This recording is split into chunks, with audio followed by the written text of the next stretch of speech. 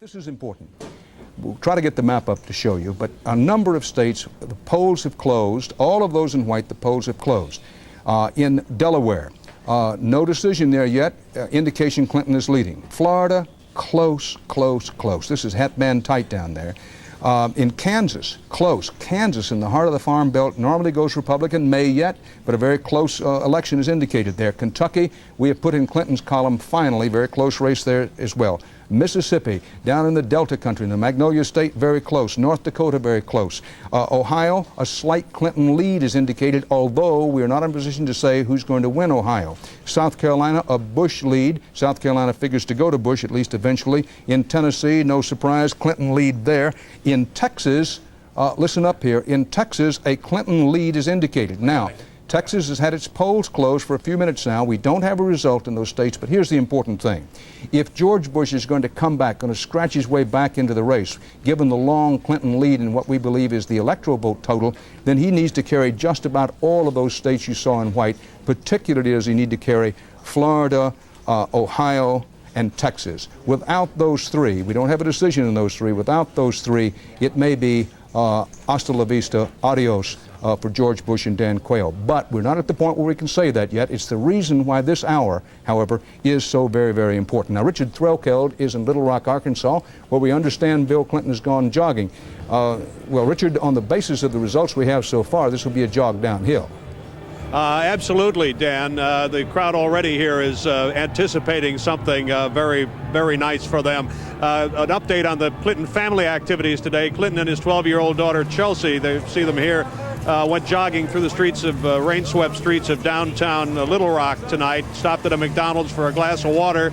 Earlier today, after they got back from this 24-hour campaign-a-thon through America, we're told they all went to the governor's mansion, sat around and watched an old John Wayne war movie, promptly fell asleep. Hillary and Chelsea on the couch and Clinton in a chair, and slept for 3.5 hours. So that's the latest on the Clinton Family Bulletin, and you heard it here first, Dan. Richard Thurkel, let me tell you, long ago and far away, I worked a Zesto stand in Huntsville, Texas. If a guy came in and asked for a glass of water, didn't buy anything, I'm not sure what my reaction would have been. You said Bill Clinton and his daughter came in there, asked for a glass of water. What kind of McDonald's stand is this? I assume he got it for free. Here's where things stand. Bill Clinton has 158 Electoral College votes. George Bush has 12. On the basis of our CBS News estimates, 270 Electoral College votes needed to win. And what we're going to do next is take a break.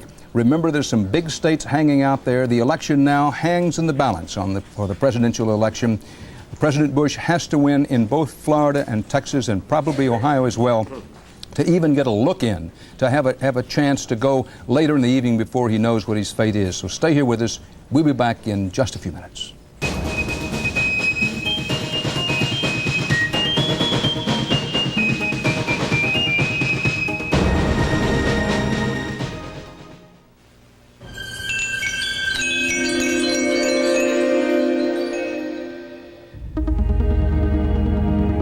The suspension system in the Oldsmobile 98 is engineered to provide you with a level of comfort that's virtually unheard of.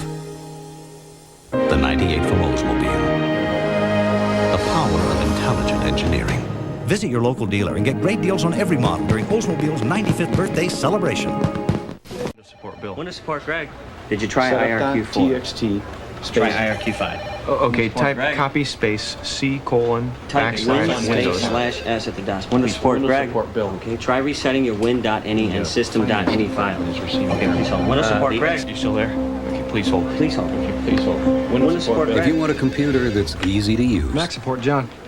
Please hold. Yeah, hang on. This call's for you guys. there's still only one way to go.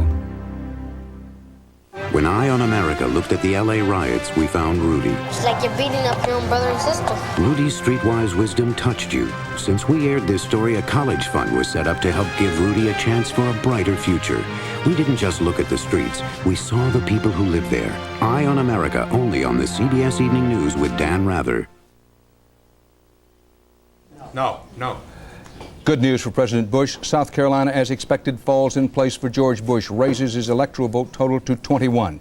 George Bush carries South Carolina as expected. Texas, the polls have closed. The Bush people will be keeping their fingers crossed. This is the hour of prayer for those who are pulling for the Bush Quayle ticket, because they've got to have Florida and Texas. The polls is closed, but we don't know what the outcome is.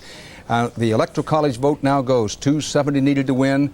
Clinton in the blue states, 158 Electoral College votes. George Bush has the red ones. He has a total of 20 Electoral College votes. We will double check that total. Want to double check this now. Clinton has 158 Electoral College votes, and George Bush has 20 Electoral College votes. That's 20 out of 270 needed to win. The big states hanging out there, Florida, Texas, and Ohio. George Bush and Dan Quayle must have, it's not an optional matter, they must have all three of those states to stay in the race. Polls are still open in the West. We hope that if the polls are open in your state that you will vote. Don't listen to anyone who tells you that your vote does not count. It's possibly a decisive hour for this election, so we hope you'll stay tuned to this CBS station. We're going to break away for some local and regional reporting. We'll be back here on the half hour.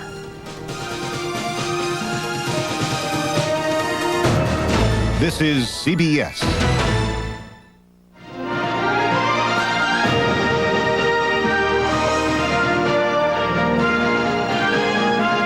From Cleveland's own. Carries Oklahoma, as he did in 1988 and as Reagan did in 1980 and 84. Very close races. Florida, this one's been hanging on all night. The Republicans had hoped to have this one sewed up a long time ago. 25 big electoral votes down there. Bush is leading Clinton by the margin you see, but that's with only 4% of the precincts reporting. These are votes actually in and tabulated. On the basis of our interviews with voters as they left the polls, we know that Florida is very tight. Texas, 32 electoral votes. Another of the so-called big enchiladas, or if not an enchilada, at least a huge taco, because President Bush has to have Texas in order to scratch his way back in this race. Florida, Texas, and Ohio all hanging the balance. You can see how tight this is. 4% of the precincts reporting. Texas, a huge state. The votes come in slowly. All of these are actual votes counted. 2% of the precincts reporting in Ohio. Ohio license plates say the heart of it all, and for this election it may be, because if George Bush does not carry Ohio, it's pretty hard to see what math you could use that would have him winning the election. It's 45, 38, 17 in Ohio. None of these states do we have enough information on which to say, well, okay, this is the way we think it's going to go. Now, closed but not called states as of 8 o'clock indicate that the totals are, with 164 electoral votes for Clinton, 28 for George Bush. That includes South Carolina and Oklahoma and Indiana for Bush. Ross Perot has carried no states. That's the way it stands at this moment.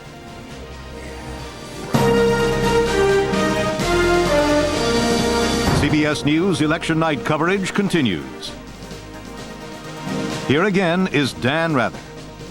Good evening again. Southern gravy for Bill Clinton. He takes his home state of Arkansas. Previously, he carried Georgia. But the big story is and continues to be the Bush must win states that haven't been called so far. At this point, they may just be his last lifeline for re-election. It is not over. It is reaching the point of near desperation for the Bush Quayle ticket, no matter how you cut it. And we'll go to the map and show you why. Remember, the electoral vote count is what counts. 270 electoral votes needed to win. Each state decides how its electoral votes are going to go, but our CBS News estimate, always the most conservative and over the years the most accurate, says that Clinton has at least 164 electoral votes as of this hour. George Bush has 28, having won Oklahoma, South Carolina, Indiana, the states in red. Ross Perot is running nationally very strong for a third-party candidate at, say, 16.5%, but so far has carried no states. Alaska is probably his best chance.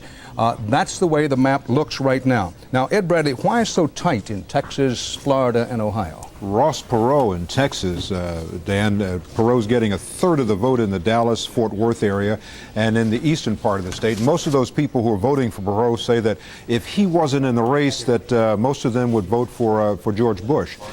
Taking a look at Florida, Clinton is winning the senior vote. The economy is an issue there. 43% say that it's worse, that they're worse off today than they were 4 years ago. And Bill Clinton is getting most of that vote. And also government reaction to the hurricane. 22% of the people said they had a close friend or relative affected by Hurricane Andrew, and Bill Clinton is getting more than half of those voters.